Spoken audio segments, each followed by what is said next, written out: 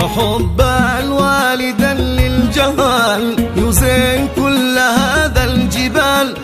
كانوا بنات أو عيال هم نور العيون للأبان. قال الأب يا ابني استمع وبين أخوتك واجتمع، قلبي لأجلكم متسع مهما طال هذا الزمان. والأم الحنون عشهم تقدم روحها قبلهم، وكم تعب على أجلهم ويعيشوا جميع في أمان. يا بنت اسمعي لأخواتش هم أن يوقفوا جانبش في الدنيا سلا خاطرش وراسش في علو العنان. أكبر حب الضنا عند الأم والأب سواء، إذا فيهم ألم أو عناء عليهم ما يخلوا مكان.